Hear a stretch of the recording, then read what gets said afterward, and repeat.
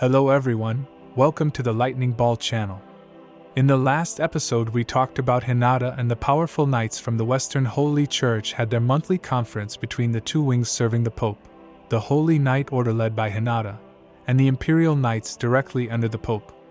During this period, Reihium appeared, disclosing the truth about Rimuru's conflict with the Kingdom of Falmouth, and also delivered to Hinata the crystal ball that held Rimuru's message. However, the message, originally intended as a gesture of friendship, was manipulated, transforming it into a one-on-one duel between Rimuru and Hinata. So what interesting things will happen next? In this video, we will talk about Rimuru's response and Hinata's thoughts. So let's get started. Hearing Rimuru's provocative words, the Holy Knights began a heated discussion. Some started to doubt Rimuru's victory, while others were eager to start a full-scale war. While Hinata was contemplating her strategic approach, she was also consumed by a sense of unease. Additionally, she found herself considerably confused. Why would Rimuru specifically choose a one-on-one fight? Could it be to avenge the previous battle's defeat and plan to eliminate me and the Western Holy Church? But if that's the case, it wouldn't be wise to do such a stupid thing after declaring to get along well between monsters and humans. Furthermore, Hinata thought the crystal ball that contained the message was highly suspicious. It had the capacity to hold much more information, yet it only preserved a single provocative statement. Additionally, Reihium's comprehensive situation report, which continued until the end, failed to bring up the crystal ball at all. But the clerics of the 7 luminaries seemed to have known about it beforehand and reminded Hinata several times. A tiny seed of doubt began to sprout in Hinata's heart, but the available information was too limited. Despite her efforts, she was unable to draw any definitive conclusions from her pondering. Left with no choice, Hinata decided to accept Rimuru's request to go alone to Tempest City and communicate face-to-face with Rimuru. The Holy Knights vehemently expressed their opposition and began imploring Hinata to reconsider. Meanwhile, the 7 luminaries had been waiting for this exact moment. They unanimously voiced their support and presented her with the Holy Dragon-slaying sword, also known as the Dragon Buster. It was at this point that Hinata finally grasped the motivations of the 7 luminaries. They feared that with the emergence of new talents, they might lose the favor of their god, Luminous. As a result, they hadn't been nurturing the younger generation proactively. Instead, they focused on eliminating any potential threats to their positions. What a bunch of fools. Hinata was a little angry in her heart, but on the surface she took the Holy Dragon's slaying sword as if nothing happened. Waking up from a light sleep the next day, Hinata had the breakfast with Nicholas Speltus, her trusted friend and the actual power holder in the Western Holy Church under the Pope Louis. Then, Hinata set off for the Monster Federation. Let's turn our gaze towards the Monster Federation and its leader, Rimuru. Various missions related to establishing roads with different nations were successfully completed one by one. Moreover, the preparations for hosting a grand banquet and the strategy to take over the Kingdom of Falmouth were also progressing without a hitch. In the midst of this hustle and bustle, Sauka arrived with news that Hinata Sakaguchi was on her way to the Monster Federation. Following this, Tuka appeared from Sauka's shadow, bringing with her the information that 4 heavily armed Holy Knights were in tow with Hinata, also bound for the Monster Federation. Observing Sauka's labored breathing, Rimuru couldn't resist holding his head in his hands. The heavy armament felt less like preparation for a diplomatic meeting and more like a foreshadowing of imminent conflict. Could it be that Hinata, adhering strictly to her religious doctrine, has dismissed our offer of friendship, intending to become our adversary under the banner of faith? If that's the case, is our only choice to eliminate them all? Rimuru was filled with remorse, swiftly devising a plan of action with his senior officers. In that moment, Diablo arrived bearing more distressing news with some difficulty. His pawn, Archbishop Reihium, who had been entrusted with delivering Rimuru's message, was now deceased.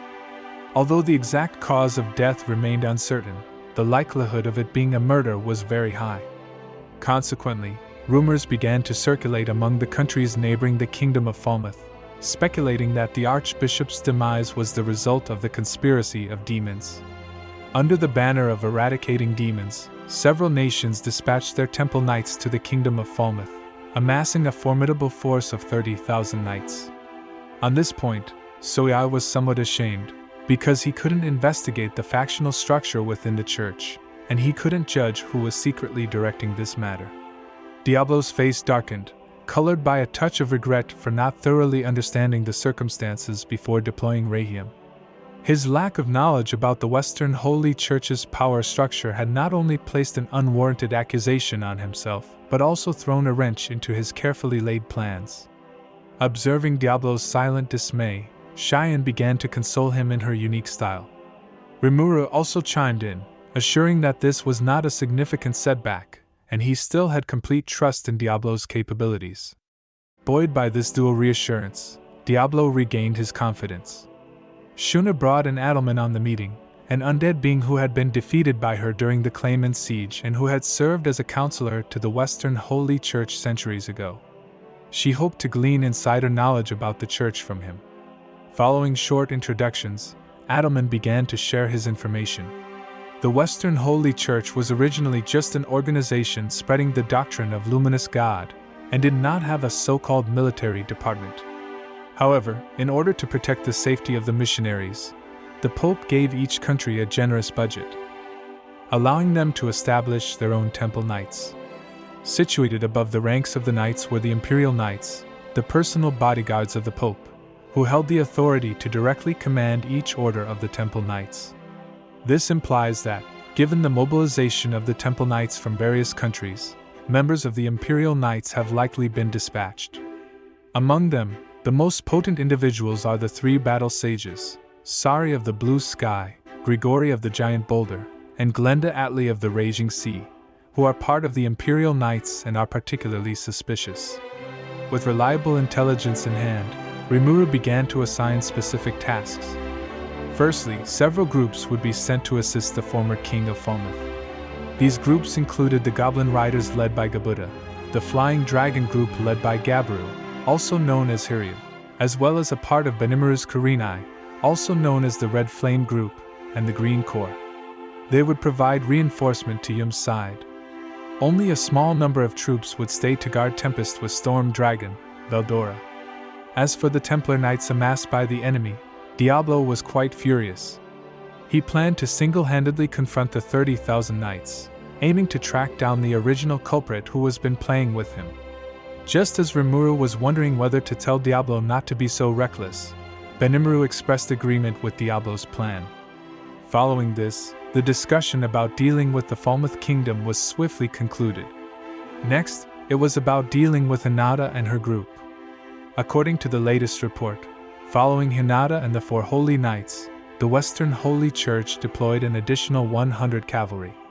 However, they didn't join Hinata but instead avoided the conspicuous streets and took a route through the forest. While their motives were unclear, they were, after all, personnel from the Western Holy Church. Rimuru did not intend to kill them until the truth was revealed. So, in order to prevent casualties on both sides, after discussing with everyone, Rimuru decided to send Yamagiri, the subordinate of Cheyenne, to fight against these holy knights. The Yamagiri was a group with only C-class strength, not very powerful, but they had two powerful additional skills, perfect memory and self-regeneration. As long as their souls were not shattered, they could resurrect infinitely, making them ideal for taking hits and buying time. In case of a dangerous situation, the rest of Red Flame Kurenai nearby could provide support as well. The final discussion topic was about the opponents of the Sage class, Hinata and her four Holy Knights. Hinata is a dangerous woman. During their previous encounter, Rimuru only narrowly evaded her chase by wholeheartedly adopting a strategy of full-on flight. From the current situation, the only one who could match Hinata was Rimuru, while the other four would be dealt with by Benimaru, Soyai, and 3 Beastketeers from Beast Kingdom Eurazania, Albiz and Sufia. In this way, the meeting ended, and Rimuru's people made full preparations, waiting for Hinata's actions. On the other hand, Hinata was making good progress towards the Monster Federation. Shortly after embarking on the journey, Hinata joined her 4 subordinates. When Hinata heard the horse hooves from behind, she turned around and saw familiar faces.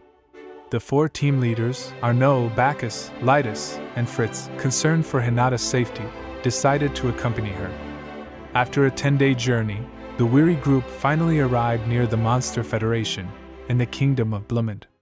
They had each booked their rooms in an inn, and at this moment, they were gathered in the dining hall, where the inn's popular dishes of pork bone ramen and dumplings were laid out before them. The familiar, enticing aroma enveloped Hinata, triggering a wave of nostalgia. She brushed back her hair, broke apart the disposable chopsticks with a snap, and brought her hands together in a gesture of gratitude. Picking up her spoon, Hinata scooped up some soup and took a careful sip. The flavor of the rich and delicate pork broth rushed over her palate and up to her nostrils. A beloved taste she once thought she'd never experience again was perfectly recreated. The Holy Knights were surprised to see Hinata's unusually cute appearance. Imitating Hinata, they awkwardly used chopsticks to eat ramen. This food from another world brought them a taste sensation that rivaled the discovery of the universe. The Holy Knights showed unexpected reactions, and the inn was filled with a joyful atmosphere. The next morning, the well-rested group resumed their journey, venturing into the Jura forest. They had anticipated a challenging adventure, yet before them lay a clean, comfortable path, lined with stone slabs and void of any water. Ditches were established on both sides and protective barriers opened up intermittently, preventing any monster intrusion. What was even more surprising was that every certain distance, there were police stations, inns, drinking areas, and even barbecue grills and other facilities. The sacred Jura forest, which was originally inaccessible to humans, showed a gentle and calm appearance that anyone could easily use. Amazed by everything in front of them, Hinata and the Holy Knights all acknowledged Rimuru and prepared to apologize sincerely. But Hinata still had doubts in her heart. Why would Rimuru want to duel at this time? With such doubts, Hinata arrived at the inn. She hoped that it wouldn't be a fight, but a conversation. With that hope, Hinata went to sleep. However, being manipulated by intertwined malice, this wish could not be fulfilled. On the last day of Hinata's arrival, Rimuru received the worst report he didn't ever want to hear. The 100 knights following Hinata surrounded the city, and Cheyenne and her subordinates had already gone to stop them and a battle had broken out. Really? Has Hinata chosen to start a war? Rimuru sighed in his heart. Since they've chosen to be my enemy, all we can do now is proceed with our plan. Rimuru made up his mind. Alright, that's it for this video. If you like this video, please like, subscribe, and share. In the next episode, I will talk about the war between demons and holy knights. Thank you for watching, see you next time.